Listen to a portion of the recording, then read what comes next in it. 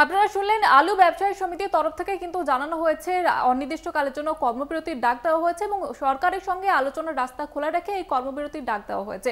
সরকারের সঙ্গে আলোচনার পরে মেন যে মূল্য সেটা ধার্য করা হবে এবং রাজ্য জুড়ে কিন্তু সেই ছবি দেখা যাচ্ছে। ব্যবসায়ী সমিতির কর্মবিরতির ডাক দেওয়া হয়েছে এবং যেমনটা তাদের অভিযোগ যে পুলিশের জুলুমের অভিযোগে কিন্তু প্রতিবাদে কিন্তু তাদের এই ধর্মঘটের কর্মবিরতির ডাক দেওয়া হয়েছে এবং বিভিন্ন জায়গাতে কিন্তু সেই ছবি লক্ষ্য করা যাচ্ছে। আলু ব্যবসায়ী সমিতির তরফ থেকে যেমনটা জানানো হচ্ছে রাজ্যের বিভিন্ন জায়গায় আলুর গাড়ি আটকে দিচ্ছে পুলিশ, বাইরে আলু বেরোতে দেওয়া হচ্ছে না এবং যে কারণে এই পুলিশের জুলুমের প্রতিবাদে অনির্দিষ্টকালের জন্য কিন্তু কর্মবিরতির সিদ্ধান্ত নেওয়া হয়েছে আলু ব্যবসায়ী সমিতির তরফ থেকে। অন্যদিকে তারা যেমনটা জানাচ্ছেন যে সরকারের সঙ্গে আলোচনার রাস্তা খোলা রেখেই এই কর্মবিরতি চলবে বলে জানাচ্ছে আলু ব্যবসায়ী সমিতি এবং সে কারণেই কিন্তু রবিবার থেকে আলু ব্যবসায়ীরা হিমঘরমুখী হবেন না। ফলে হিমঘর থেকে কিভাবে আলু বের হয়ে বাজারে যাবে তা নিয়ে কিন্তু তৈরি হয়েছে অনিশ্চয়তা।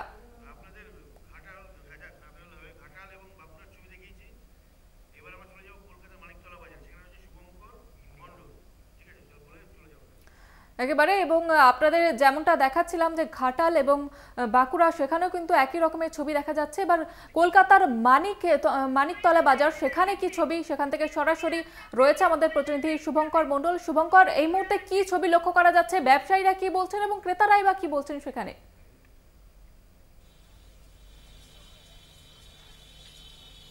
দেখো, তোমায় জানিয়ে রাখি আলু ব্যবসায়ী সমিতির যে কর্মবিরতি ডাক দেওয়া আছে তাতে কিন্তু মূলত রাজ্যে যে আলুর ঘাটতি, সে আলুর ঘাটতি মেটানোর জন্যই রাজ্যের মুখ্যমন্ত্রী তিনি নির্দেশ দিয়েছিলেন যতক্ষণ না সেই ঘাটতি মিটছে এবং দাম যতক্ষণ না নিয়ন্ত্রণে আসছে ততক্ষণ পর্যন্ত কিন্তু বাইরে রপ্তানি করা যাবে না এবং বিভিন্ন জায়গায় পিকেট বসিয়ে সেই গাড়িগুলোকে আটকানো হচ্ছে। তার ক্ষোভেই বা বলা হয় তার প্রতিবাদেই কিন্তু আলু ব্যবসায়ী সমিতির এই কর্মবিরতি। আমি মানিকতলা বাজারে রয়েছি এবং আমার ঠিক পেছনে তুমি দেখতে পাচ্ছ যে এখানে আলুর পসরা সাজিয়ে যিনি দোকানে তিনি বসেছেন এবং তার কাছ থেকে জানবো আমরা যে এই মুহূর্তে আলুর কি পরিস্থিতি, অর্থাৎ কি দামে আলু বিকোচ্ছে এখানে এবং যারা ক্রেতা তারাও বা কি দামে কিনছেন, এই যাবতীয়টা শুনবো। কেননা এইখানে কিন্তু আমরা দেখতে পাচ্ছি যে ব্যবসায়ীরা কিছুটা হলেও তাদেরকে সমস্যায় পড়তে হচ্ছে। এর আগেও আমরা এসছি এবং এসে দেখেছি যে এইখানে কিন্তু যারা মূলত কেনাকাটা করতে আসেন তাদেরও ক্ষোভ রয়েছে এবং সেইখানে দাঁড়িয়ে স্বাভাবিকভাবেই কিন্তু ক্রেতাদের যে ক্ষোভ, সেই ক্ষোভটা হওয়ায় স্বাভাবিক। দামের মধ্যে কিন্তু ব্যাপক তারতম্য আমরা আগেও লক্ষ্য করেছি, এখনো দেখতে পাচ্ছি সেই দামের মধ্যে তারতম্য এবং সেইখানে দাঁড়িয়েই কিন্তু স্বাভাবিকভাবে আমরা একজন ক্রেতাকে দেখতে পাচ্ছি, একটু কথা বলার চেষ্টা করব।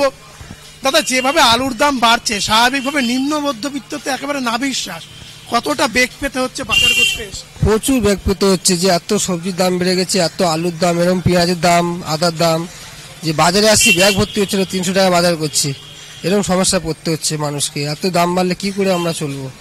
রাজ্যের মুখ্যমন্ত্রী তিনি বলেছিলেন যে রাজ্যের ঘাটতি মিটিয়ে অর্থাৎ রাজ্যের মানুষ যাতে আলু কিনতে পারে কম দামে, দাম নিয়ন্ত্রণ করতে হবে, সেই কারণে বাইরে রপ্তানি করতে দিচ্ছে না, অর্থাৎ বাইরে পাঠানো হচ্ছে না আলু, যাতে রাজ্যের মানুষ পায়। সেখানে দাঁড়িয়ে দেখা যাচ্ছে আলু ব্যবসায়ী সমিতি তারা কর্মবিরতি ডাক দিয়েছে, যার জন্য আলুর দাম আবার বাড়তে পারে বলে আশঙ্কা করা হচ্ছে। কতটা সমস্যায় পড়তে হবে বলে মনে হচ্ছে? প্রচুর সমস্যা পড়তে হচ্ছে। তো বলেছিলেন যে আলুর দাম কমবে এবং দেখছি ভোটের পরে দেখি আলুর দাম আরো বাড়ছে, কিছুই কমছে না, আরো বাড়তে আছে দিনকে দিন। যে ভাবছিলাম যে 32 টাকা ছিল এখন দেখি 35 টাকা আলু হয়ে গেছে, কমছে না, যে কমার ভাব নেই, আরো বাড়ার ভাব আছে, এরকম বোঝা যাচ্ছে। পয়সা নিয়ে বাজার করতে আসছে, সেই পয়সায় কি বাজার হচ্ছে?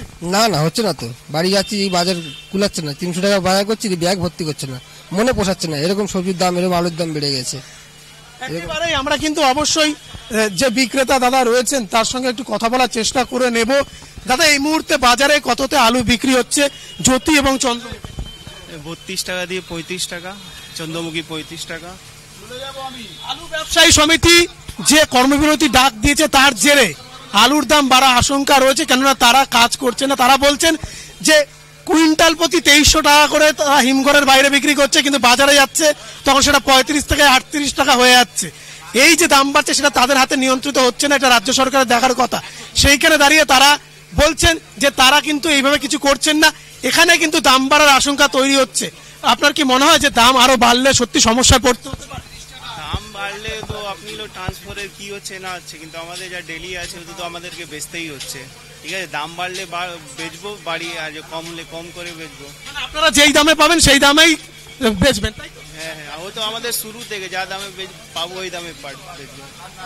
তুমি শুনলে যে এখানে যারা রয়েছেন ক্রেতা বিক্রেতা প্রত্যেকের মধ্যে কিন্তু চাপা ক্ষোভ রয়েছে, কেননা যেভাবে এবার আলু ব্যবসায়ী সমিতি তারা বিক্ষোভ দেখিয়ে বা বলা যেতে পারে প্রতিবাদ করে এই যে রপ্তানি আটকে দেওয়া হয়েছে তার প্রতিবাদে যেভাবে তারা কর্মবিরতি ডাক দিচ্ছে, যদিও তারা রাজ্যের সঙ্গে আলোচনা করবেন, কথা বলবেন এবং দাম নিয়ন্ত্রিত হবে, কিন্তু সেইখানে দাঁড়িয়ে তাও নিম্ন মধ্যবিত্তের কিন্তু একেবারে বলা যেতে পারে নাভিশ্বাস উঠেছে এবং যারা বিক্রেতা তারাও কিন্তু খুব একটা সুখে নেই।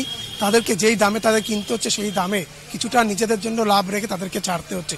সব মিলিয়ে এখন কিন্তু বেশ ঘোরালো পরিস্থিতি এই বাজারগুলোতে, মূলত আলুকে কেন্দ্র করে, এবং আলুর দাম বাড়ার আশঙ্কা কিন্তু তৈরি হয়েছে। জয়িতা, একেবারে ধন্যবাদ জানাবো শুভঙ্কর তোমাকে। মানিকতলা থেকে আমাদের সরাসরি ছিলেন আমাদের প্রতিনিধি শুভঙ্কর মণ্ডল, এবং সেখানকার ছবিটাও কিন্তু একই রকমই ধরা পড়লো। সেখানে ব্যবসায়ীদের তরফ থেকেও যেমনটা বলা হয়েছে যে আলুর দাম বাড়তে পারে এমনটাই আশঙ্কা করা হচ্ছে। রাজ্য জুড়ে আলু ব্যবসায়ী সমিতির কর্মবিরতির ডাক।